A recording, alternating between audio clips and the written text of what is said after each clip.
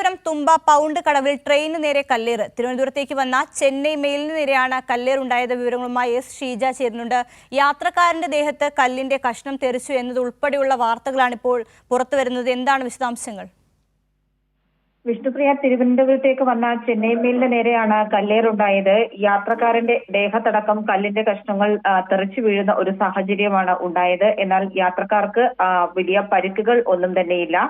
വിവരം യാത്രക്കാരൻ തന്നെയാണ് പോലീസിനെയും വിളിച്ച് അറിയിച്ചത്. തുടർന്ന് RPF-ഉം തുമ്പ പോലീസും സ്ഥലത്തെത്തി പരിശോധന നടത്തുകയാണ്. സമീപത്തെ കടയിലെ CCTV ദൃശ്യങ്ങളടക്കം പോലീസ് ശേഖരിക്കുന്നുണ്ട്. അവയുടെ ദൃശ്യങ്ങളിൽ നിന്ന് പരിശോധിച്ച് ഇത് ആരാണ് ഈ രീതിയിൽ ട്രെയിനിന് നേരെ കല്ലേറ് നടത്തിയത് എന്നുള്ളത് കണ്ടെത്താനുള്ള അന്വേഷണം അത് പോലീസ് ആരംഭിച്ചിട്ടുണ്ട്. എവിടെ നിന്നാണ് കല്ലേറുണ്ടായതെന്ന വിവരം ഇതുവരെയും പക്ഷേ പോലീസിനും RPF-നും ലഭിച്ചിട്ടില്ല. ഈ CCTV ദൃശ്യങ്ങളുടെ അടിസ്ഥാനത്തിൽ ആരാണ് കല്ലെറിഞ്ഞത് എന്നുള്ളത് കണ്ടെത്താൻ സാധിക്കും എന്നുള്ള പ്രതീക്ഷ തന്നെയാണ് പോലീസിനുള്ളത്. ആ രീതിയിൽ തന്നെയാണ് അന്വേഷണം മുന്നോട്ട് പോകുന്നത്.